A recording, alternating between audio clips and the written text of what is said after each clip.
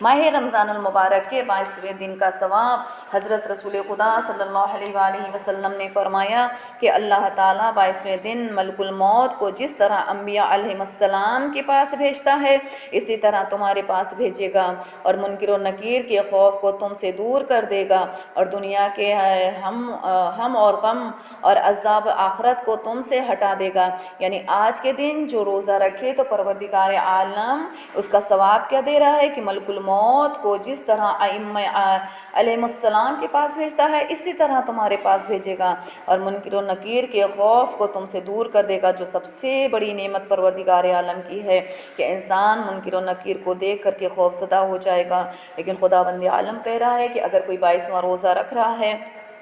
اور یہ وہ روزہ جو اللہ کی بارگاہ میں قبول ہو جائے، جو میں مسلسل اپنے درس میں بولتی چلی آ رہی ہوں، ایک جملہ میں ہر درس میں ریپیٹ کرتی رہتی ہوں کہ اپنے نماز اپنے روزے کی حفاظت کریے، کہیں ایسا نہ ہو کہ یہ روزہ فقط ایک فاقے کی شکل میں ہو جائے اور روزہ نہ رہ جائے، تو اپنے اعضاء اور اپنے جوارح کی حفاظت کریں، اور اللہ فرماتا ہے عذاب آخرت کو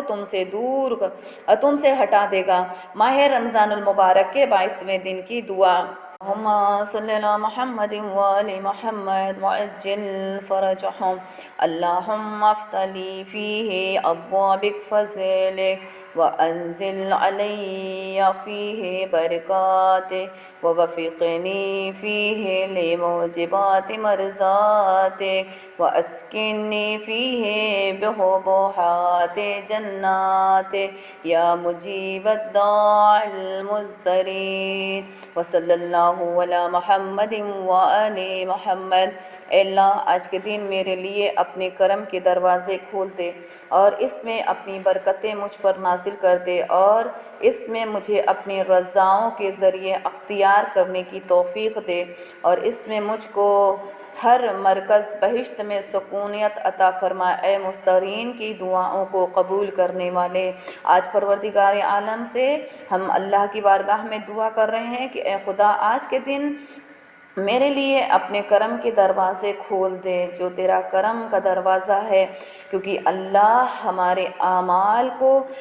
اس نظریے سے نہیں دیکھتا کہ ہم نے کیا پوری رات عبادت کی ہے یا ہم نے پورے دن تلاوت قرآن کی ہے، بلکہ اللہ ہماری نیتوں کو دیکھتا ہے کہ یقیناً تلاوت کرتے وقت ہمارا خلوص کتنا تھا، عبادت کرتے وقت ہماری نیت کیا تھی، یا ہم جو عمل انجام دے رہے ہیں اس میں ہم کتنے مخلص تھے۔ اور جتنا انسان اپنی عبادتوں میں مخلص ہوگا اتنا ہی اللہ سے نزدیک ہو جائے گا، اور اسی لیے ہم آج کے دن دعا کرتے ہیں کہ اللہ اپنے کرم کے دروازے کو کھول دے اور اس میں اپنی برکتیں مجھ پر نازل کر دے۔ جو تیری برکتیں ہیں، جو تیری رحمتیں ہیں، جو تیری مغفرتیں ہیں وہ ہم پر نازل کر دے۔ اپنی برکتوں سے ہمارے روزی روزگار میں برکت عطا کر، ہمارے گھر کی مشکلات کو حل کر دے، ہماری مغفرت فرما، ہماری توبہ کو قبول کر لے، اور اس میں مجھے اپنی رضا کے ذریعے، اپنی رضاؤں کے ذریعے اختیار کرنے کی توفیق عطا کر دے۔ یعنی جو اللہ کی رضا پر راضی ہو جائے،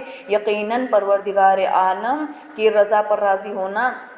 کہ ہم شکوہ نہ کریں کہ خدا نے ہمیں کیا دیا ہے، بلکہ ہم اس بات کا شکر ادا کریں کہ خدا نے بن مانگے ہمیں کثیر تعداد میں نعمتیں دی ہیں۔ کچھ نعمتیں جو ہم مانگ نہیں سکتے، مثلاً بولنے کی صلاحیت، مثلاً دیکھنے کی صلاحیت، مثلاً ہاتھوں کی حرکت، زبان کی گویائی، ناک میں سونگھنے کی صلاحیت، کانوں میں سننے کی صلاحیت، یہ تمام نعمتیں ایسی ہیں جو ہم نے خدا سے مانگی نہیں، لیکن اللہ نے اپنی رضا کی خاطر، اپنی رحمانیت کے صدقے میں یہ تمام نعمتیں ہمیں بن مانگے عطا کی ہیں۔ تو اللہ کی رضا کے ذریعے اختیار کرنے کی توفیق دے، اور مجھ کو ہر مرکز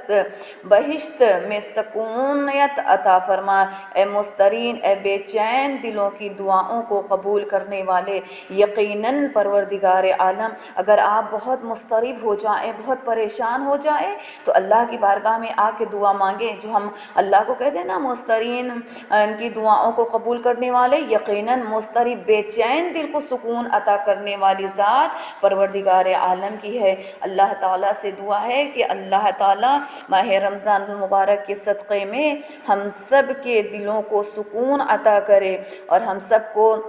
عمل کرنے کی توفیق عنایت کرے، ہم سب کو علم دین حاصل کرنے اور اس پر عمل کرنے کی توفیق عطا کرے انشاءاللہ۔